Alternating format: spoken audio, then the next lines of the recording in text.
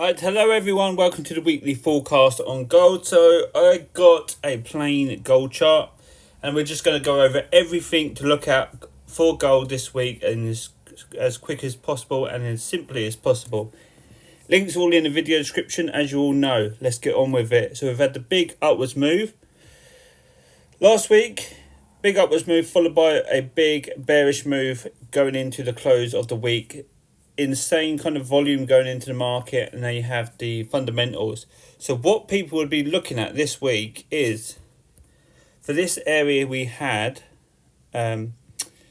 last week, most people would be thinking, yeah, we've got a clear support level running along here, clear manipulation area, and price came all the way back to that level, and it's a nice consolidation area, lots of key levels, and the fundamentals are looking very bullish. As you all know, I'm not going to talk about that, but you can clearly see what's happening around the world if you go on the news. So what people would be looking for is this support level to be holding up and a clear continuation to the upside. And that's following Friday's manipulation move. Here's your consolidation. I explained this in a video on the free channel. Here's your little consolidation. Insane bullish move followed by a bigger bearish move to show manipulation is reversing to the downside. Now the good thing is, if you go down to the 1 minute, you can even go back to the reversal point and see this manipulation take place. Here's your consolidation, here's your impulse move up followed by the reversal, retest, and a continuation down. And that's what took place on the 30-minute time frame. And that is what's taking place on the higher time frame.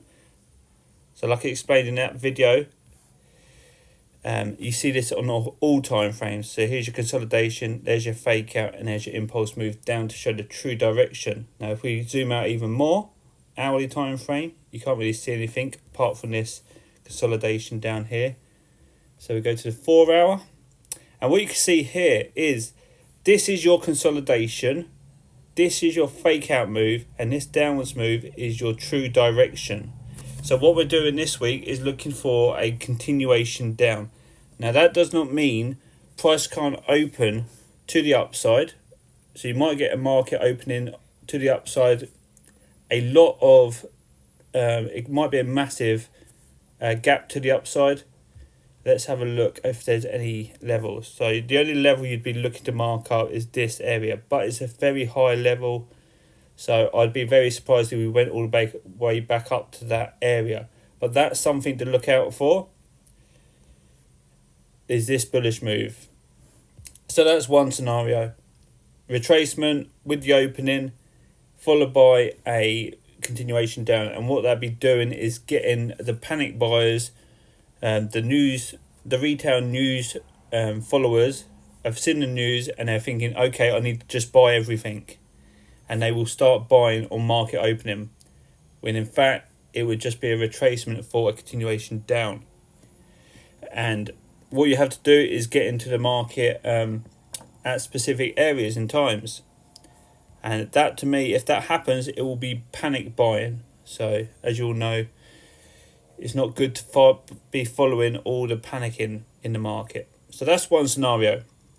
The scenario I'm looking to follow the most is the market opens with a gap, pushes to the downside, and breaks this area here. So you got the previous week opening, you got manipulation areas running along there. So I could put another grey area. If you check my previous pictures, you'll see I got a couple of grey areas running along there, which started this bullish move on the Thursday, which was a nice buy trade to target these previous highs.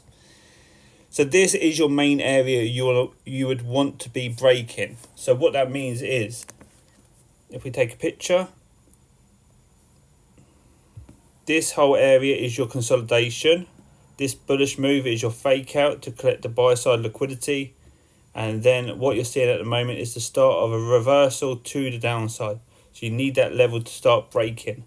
Then you can expect some sort of retracement and then a continuation up, down. So this would be your breaker for ICT traders, your supply and demand area, or whatever you want to call it. That's where the concentrated big orders will be. So now we can go to the higher time frame and just look at that. See, it might come down first, taking this imbalance here, then give you a retracement for a continuation down. So that's two scenarios that I'm looking to play out this week.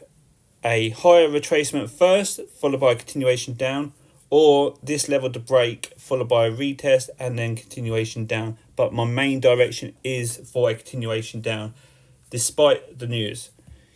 Now we go to a higher time frame, and this will give you more understanding. So if you've been following me for the last few weeks, and months actually, so this was back in March. So we had the March opening here, and it was an instant push to the upside.